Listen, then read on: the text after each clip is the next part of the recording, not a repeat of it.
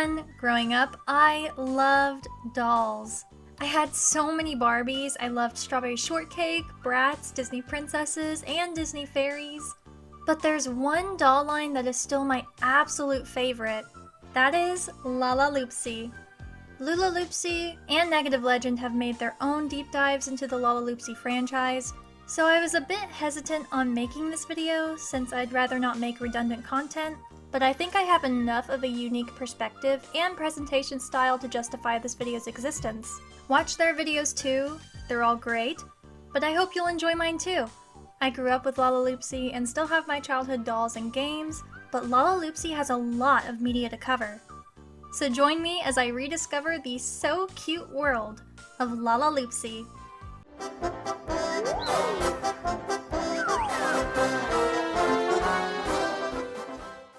Lalaloopsy, originally known as Bitty Buttons, is a doll line by MGA that launched all the way back in 2010 and found immediate success. I was in elementary school when these girlies dropped, and you could not escape them. With this newfound success, MGA made a boatload of content ranging from webisodes, cartoon series, movies, video games, mobile apps, and of course, lots of merchandise. The first major piece of media for Lalaloopsy is the Webisodes. Our first batch consists of 15 episodes that were released between 2011 and 2013. The Webisodes have very basic conflicts like Pillow, my favorite, is having a sleepover and wants to sleep, but everyone else wants to stay awake. Or Holly, my first Lalaloopsy, has misplaced her reindeer's gift and has to find it. They're really cute, and set the tone for future Lalaloopsy animations. Around this time, the Lalaloopsy website hosted a plethora of flash games, most of which were meant to promote new doll releases. But the most elaborate one is Lalaloopsy 3D Land. This game is charming in a dated, nostalgic kind of way. Despite some characters being whitewashed, 3D Land was a fun little time waster that allowed fans to talk to some of their favorite Lalaloopsies, play minigames, dress up their own character, and explore the world of Lalaloopsy. Honestly, this was such a fun idea for the time.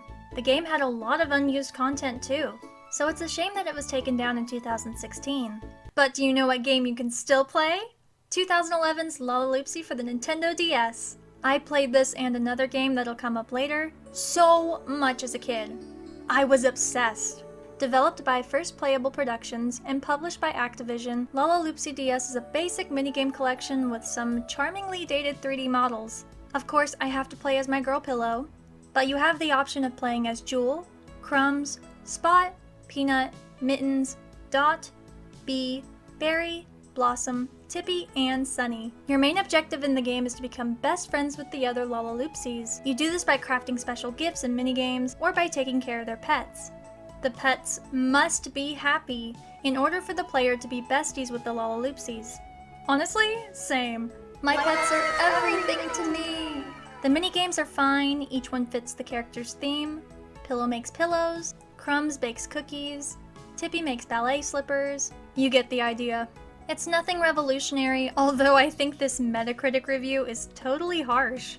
How could you hate these cute little pixel faces? And the charm bracelet? Such a cute idea. Moving on, in 2012, Lalaloopsy dropped their first film. And let me tell you, it's a little crazy.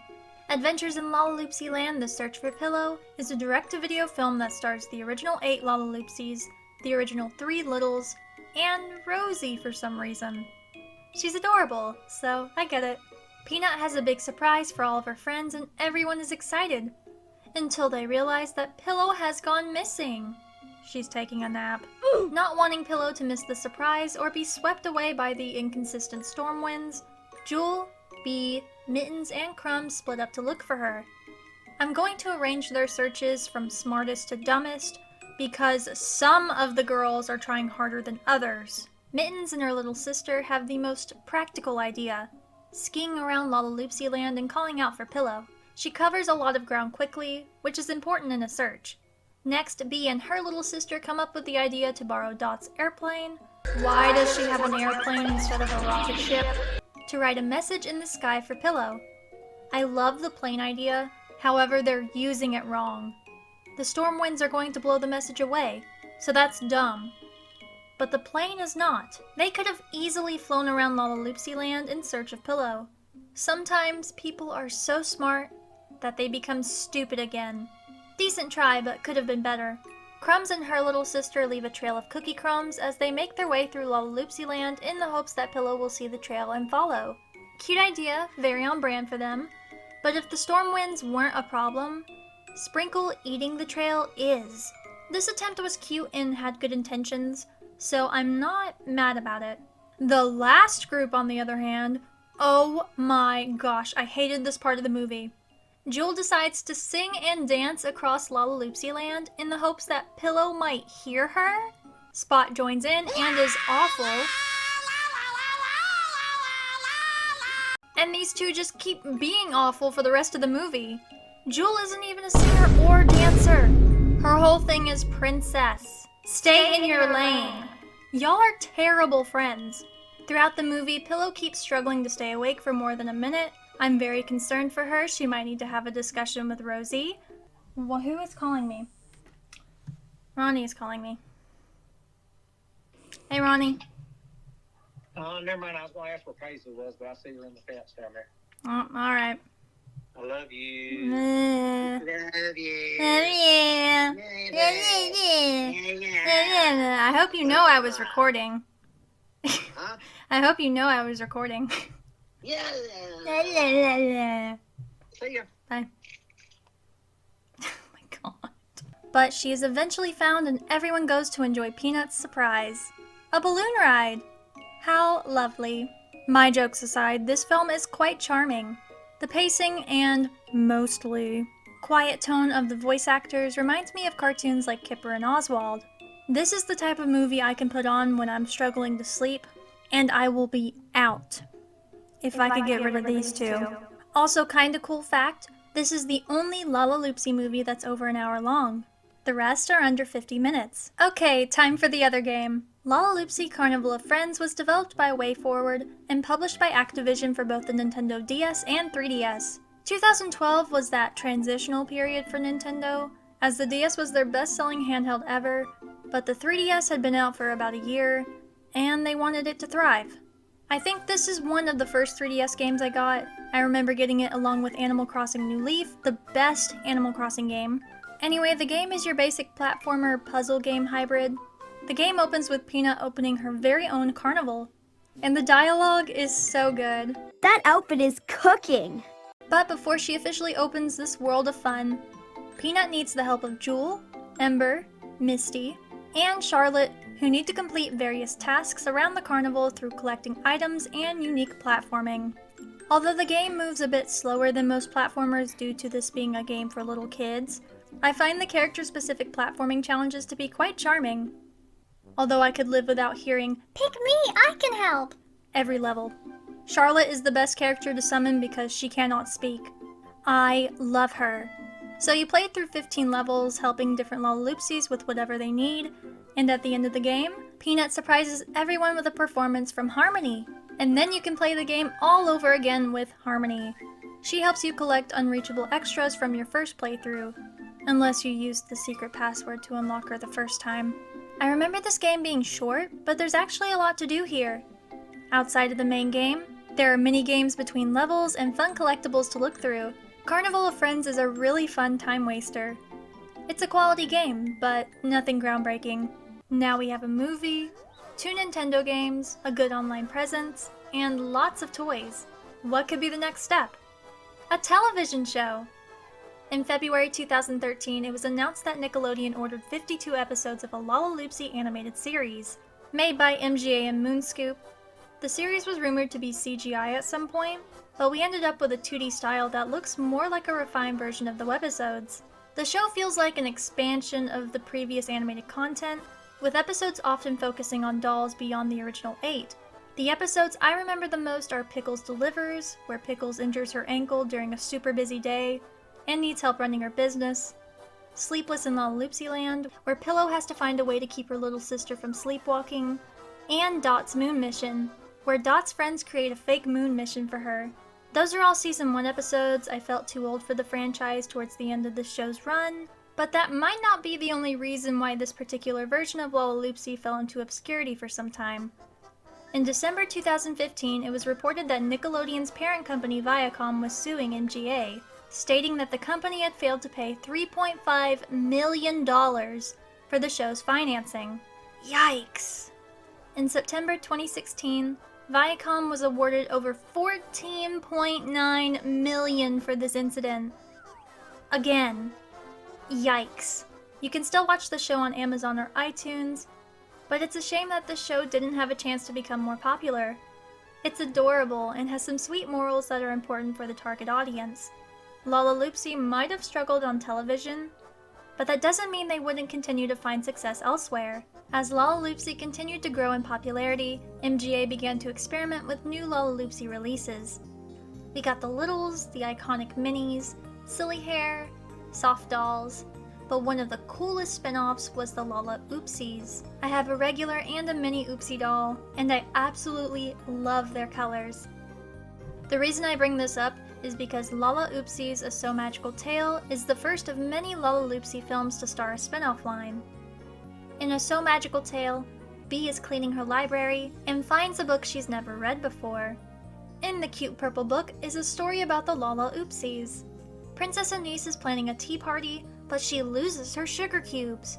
And you can't have a tea party without sugar cubes, so she travels around on a boat and reminds her friends about the party as she searches for sugar cubes.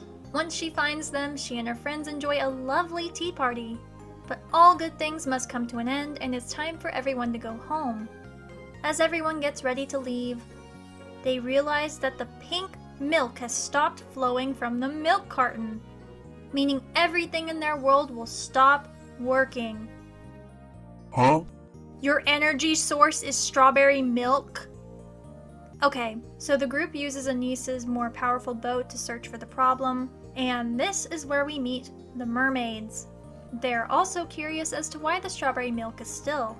Now we're over halfway through the movie and we have ballerinas, mermaids, fairies, and a strawberry milk problem that needs to be solved.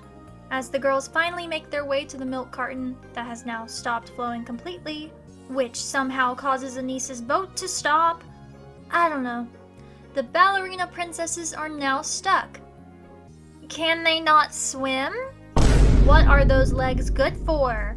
Eventually the mermaids find them, they fix the milk problem, and everyone celebrates with a dress-up tea party. The film ends with Bee closing the storybook and continuing her cleaning. Starting with the positives, I love the style of this movie. The Oopsie world is very aesthetically pleasing. Strawberry milk as their water was such a fun idea. It looks delightful. However, I can't say I enjoyed this one. It was really boring. The story moves too slow, and I didn't find the characters as endearing as the main Lalaloopsies. Totally understand if you do like this movie for nostalgic reasons, but this was around the time I stopped watching Lalaloopsy media, so I don't have any special attachment from this point on. It's time to play with Nick Jr. When kids play in Lalaloopsy Land, they discover the importance of building friendships and working together to solve problems. They also learn to appreciate diversity in the world around them. Lalaloopsy, mango cheeky weeky does a hula you bet. Charlotte charades and her invisible pet. So many friends, new Lalaloopsy. New Lalaloopsy are here, each sold separately. Welcome to the item segment. Yay! Thank you for making it this far in the video, but before we continue, I wanted to show off my personal collection of Lalaloopsies. This top shelf is my childhood collection. This bottom part is also from my childhood, but these two dolls are new to me. I got them secondhand, and I think they are very cute. But yeah, I have Cloudy in the back of my animated characters room, so yeah, I kind of needed her. So I'm just gonna go through what I have, I guess starting with this bottom section. I've already covered the games in this video, so we'll skip over that. I have 3 minis, again all from my childhood. I have Peanut, Holly, and Jewel. Peanut and Jewel had minis that I have no idea where they are, so whoops. But they're really cute. Really no complaints with them, they're pretty basic toys. But next we have this plush cat figure, which I believe there was one of Cat and Mouse. But the cool thing about them is that you can attach and reattach different limbs. I don't remember where my extra ones are, but you can just take them off and customize. And I think that's such a cool gimmick. Plus, pink cat. What more do you need? I've already talked about Cloudy and Pixie already, so let's make our way to the top shelf. These are all my big childhood dolls. I was very obsessed with these as a kid, as you can tell. We have my very first one, Holly Sleigh Bells. I got her for Christmas, probably, when did she come out? 2011? So yeah, I was in elementary school. I got her for Christmas because, well, obviously she's Christmas themed, but I'm pretty sure my mom picked her out for me because December baby and blonde, so logic. She's really cute, she's really special to me, and I'm really glad I have her. I think she was a Walmart exclusive. Next we have Crumb's little sister. I do not know any of the littles' names, sorry, but she is super, super cute. She's definitely the one I played with the most because of these scratches. I just love these little sisters so much. And I still have the accessories, of course. I have her little mouse friend and her bottle. Love her. Now, I do not remember the name of this doll line, but they have like hair that's yarn and you can put clips in it and you can brush it. And I have Spot. There were plenty of other versions. This is just the one that I have. Pretty sure my grandma got her for me. But she's really cute. I love the little paint splatters on her dress and shoes. And I love that her clips are her animal friend or just something related to Lalaloopsy or her specifically. Very cute. This little girlie, my queen. I need the big sister version of her because she's a cat. She's a cat! Like, oh my gosh! She is so cute. Why is my dog scratching? Anyway, yeah, she's a cat. You can take her little hood off, but I like to keep it on because it's kind of a pain to get on and off because of her pigtails. But yeah, you can take it off. I think she deserves to be a cat all the time. She has a little lion friend. Like, oh my gosh! Debatably the most iconic doll in my collection, we have Harmony B. Sharp, who I cannot get to work anymore. Whoops. Yeah, this girlie is battery operated and I cannot get her open. So, sorry. I'll have to work on her at some point. But the cool thing about her is that you can take her hair clips like out and then they spin as she's singing, which is really cool. And her cat does this. But if you played the Carnival of Friends game, which I discussed earlier, she's an icon for sure. But she brings up childhood memories for me, not just because she's my childhood doll, but because if you get hit in the head with one of these things, you're gonna have permanent damage. Oh my gosh, and she is the worst because there's like batteries and mechanisms in her head, so you're going to the hospital. Oh my gosh, she is my weapon of choice. Oh my gosh, if you grew up with siblings, you know. But yeah, I also have her stand somewhere, but it is broken because again, I don't think the designers realized how heavy the heads are, and the stand is not sturdy at all, so I tried to put her in and yeah, it's broken. Next doll. Before I get to the last two dolls, I want to talk about this pony real quick. Her mane is really fun to like fidget with, but I don't have many of these, obviously. I just have this one because I was more of a My Little Pony girl. Lalaloopsy should have stayed in their lane, but that's my opinion. She's cute though, so there you go. Well, there you go. Now for the Lalaloopsy dolls. First we have this little fairy who I believe was in the movie. She's the one that couldn't fly very well.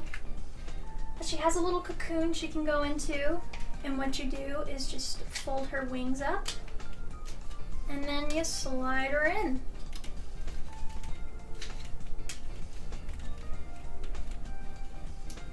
There you go. She's a little hard to get in and out. Just because, again, these dolls, as much as I love them, they're kind of bulky. So when they have accessories like this, they're a bit of a pain to use. But there she is, and you could just hang her up somewhere. Isn't that fun? Last we have my little ballerina girl. This is the one that would not give up her scepter in the movie and had like tea parties. I don't remember her name for the life of me.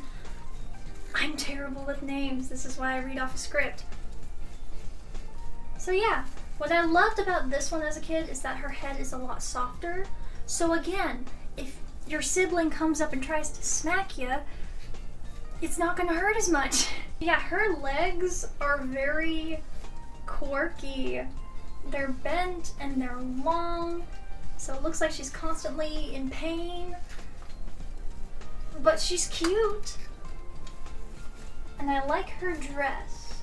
Although I do not like this, like, I don't know what the material's called. I call it velvet. Maybe that is what it is, maybe it isn't. It's like this velvety material that's just, ugh, do not like it.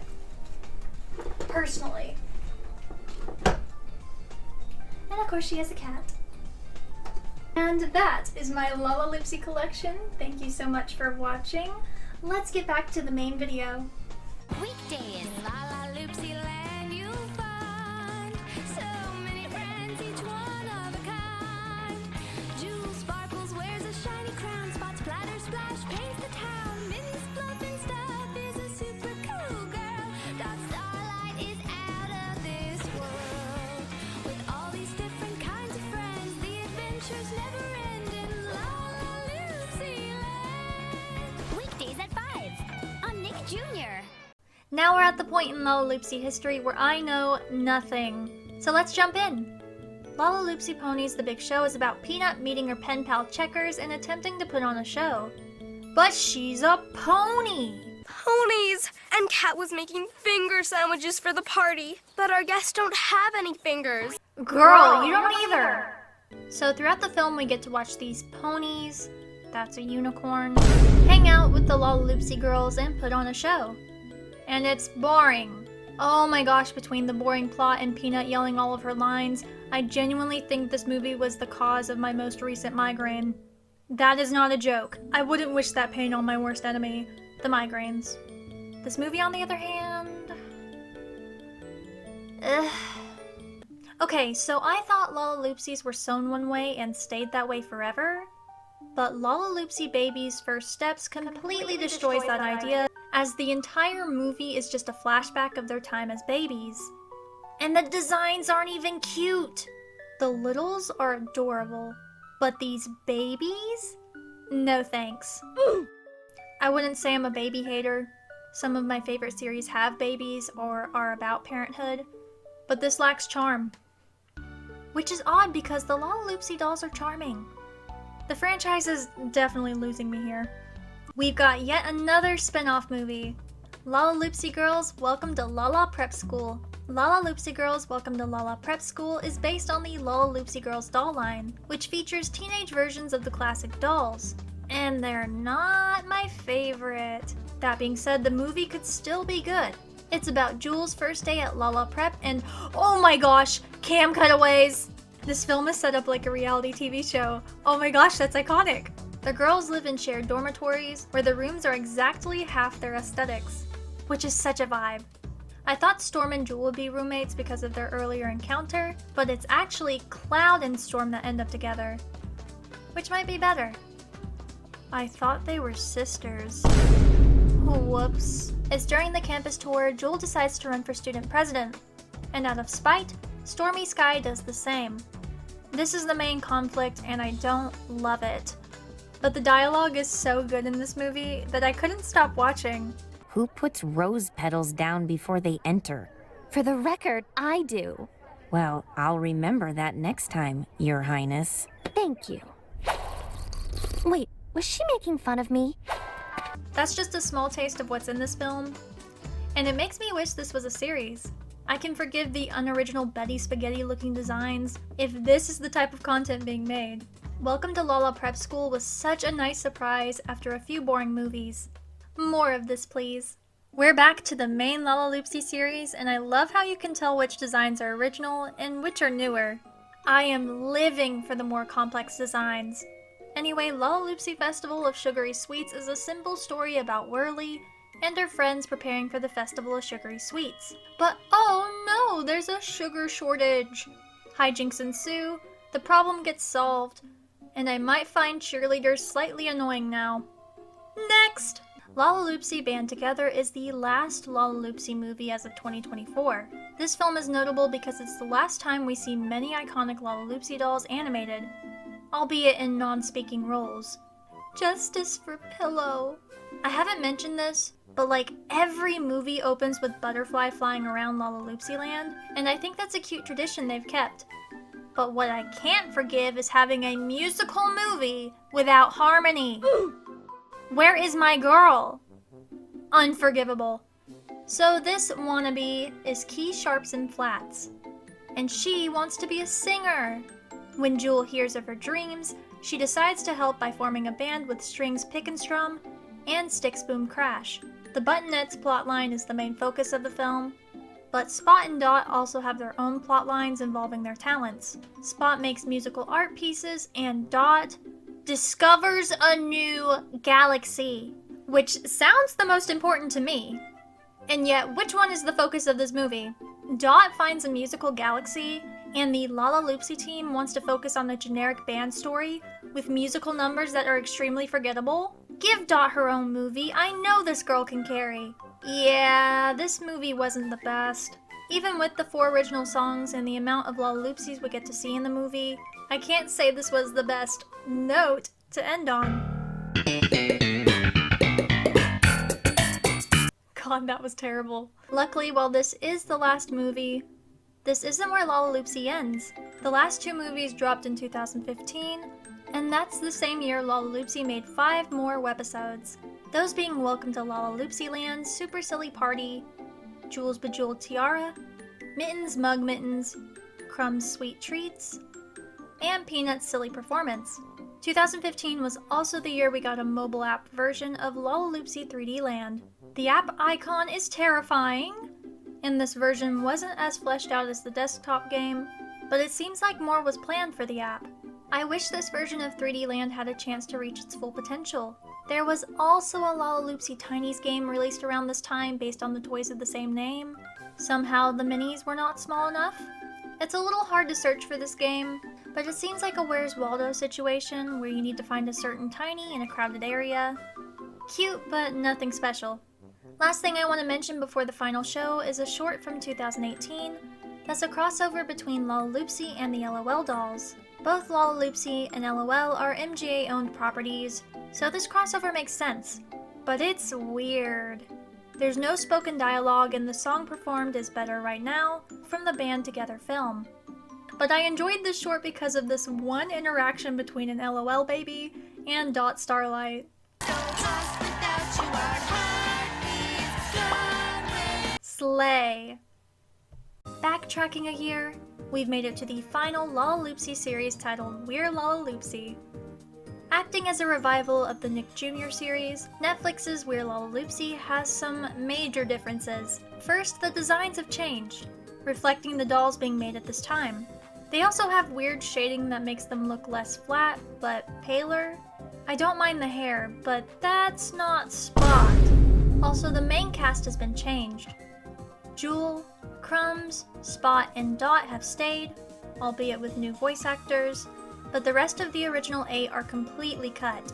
I'm very surprised about Peanut and Mittens, as they always seem to be very popular, and of course I'm heartbroken over Pillow. Instead, joining the main cast are already existing characters Rosie Bumps and Bruises and Stormy Sky. I can see why Storm is popular, she fits some aesthetics for sure, and I think Rosie is precious, so I'm not mad about the change, but I miss the other girls. There are 4 recurring Lalaloopsies as well, including Ace Fenderbender, who shares a voice with the Cardcaptors dubbed version of Kiro, and Ed, iconic, Forest Evergreen, Barry Jarzanjam, and Sunny Side Up. Not a bad cast for 26 stories, since each episode contains 2 segments. The episode premises are what you'd expect from this franchise. Jewel and Storm don't get along, Jewel has a bad hair day, or Storm and Jewel's cats get a little freaky with it. Either someone is sewing little kittens from their material, or Lalaloopsies reproduce like we do. That is so uncomfortable to think about. You're telling me these two had children out of wedlock? I was on board with this despite it being different from what I grew up with. The dialogue, the voice acting, and the bouncy animation are all lovely, but I might have to draw the line here. You're messing with a core part of the lore! So at the end of the show, Jewel says since the cats must have eloped, because we can't promote premarital sex in a show about rag dolls, the girls give them a proper wedding. That's quite a way to end the last Lalaloopsy series.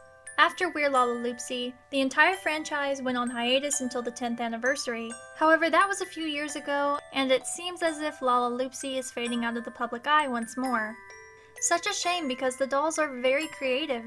Despite some controversies with both toys and the Nick Jr. show, I think Lalaloopsy is a really cute franchise with a lot of potential.